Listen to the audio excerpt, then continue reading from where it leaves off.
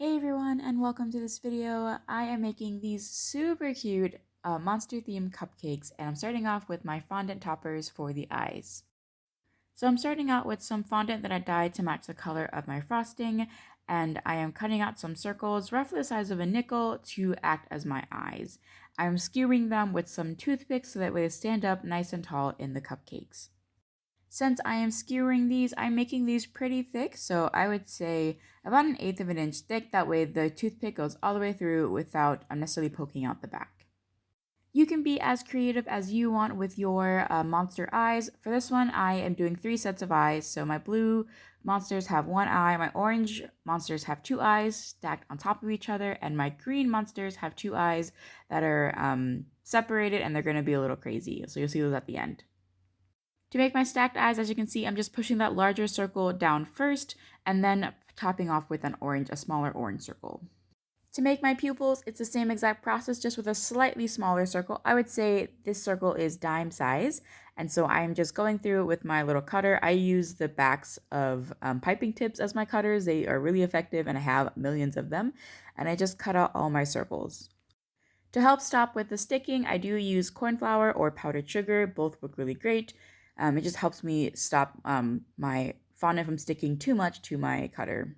Since I live in Arizona and it is dry out here, I attach my fondant using water. If your fondant isn't dry, you can just attach it straight. But because these have been on the counter for half an hour, because cutting out circles takes forever, I always attach a little bit of water or use a paintbrush, dab some water, and then attach my eyes. And now that I have the whites in my eyes, it's time for the pupils, which again is the exact same process. So rolling out some black fondant, pretty thin, and then cutting out a circle with yet another piping tip. I would say this piping tip it's a round tip. It's probably about 2 to 3 millimeters in size, not too wide. Again, you want to make basically all your circles smaller than the color before them. So that way you can see all the colors and it looks like an eye. Again, you can make these as fun or as silly as you want. I did the blue and the orange ones pretty normal. The orange ones, normal as it can be with, one on top of the other. But for the green ones, I did kind of make them crisscross. So that way I'd have some fun looking monsters. And so with my toppers done and drying, I'm going to move on to my cupcakes, which are chocolate.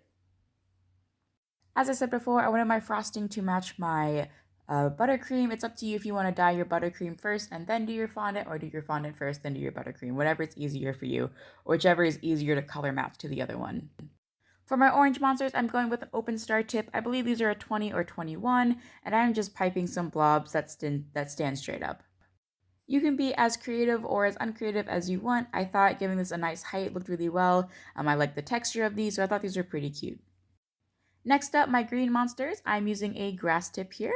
And for this one, I just pipe, again, a circle starting with the outside rim with short burst of frosting, and then stop your pressure and pull away. It will cut the buttercream basically from your tip. And then just keep piping until you've completely covered the cupcake. I found that after looking at these, they looked a little bit too much like a soccer field and too much like just actual grass. And so what I'll do a little bit later is I'll actually bring my cupcakes back out. I'll pipe a circle of buttercream in the middle, making it taller, and then I'll kind of pipe some extra texture on it to make them look more like a creature versus just a thing of grass. If I were to do these again, I would definitely pipe a blob of frosting in the middle first using an open round tip, and then go in and fill with my texture. The same goes here for my blue monsters, using a grass tip and just basically looking like a bowl of spaghetti. Again, I found these a little bit too flat, so I'm going to go back in and add a mound and then pipe some buttercream on top of that. So as you can see here, again, adding some height to this makes it look a little bit more monster-like. I also found that because these are individual strands, they will get a little bit crispier if you are using a crusting buttercream. So just be aware of that. So here I am putting on my toppers. I completely forgot that I wanted my green monsters to have 2 eyes, so here I am redoing them and just popping them in. I also added a eye shine to my eyes, which you'll see when I turn them around, with some white frosting. Eye shines are completely optional, but I really think that they make eye decorations pop even more. And here are my final decorations for all 3 of my monsters. Here we have the finished product. Honestly, I really love these. If you want to take it up a notch further, you could always add a fondant or a buttercream mouth to give these guys an extra wow factor. And last but not least, these guys were paired with a super cute smash cake for the 1-year-olds. As always, if you like my content and want to see more of my videos, you guys know what to do. Hope to see you in the next one.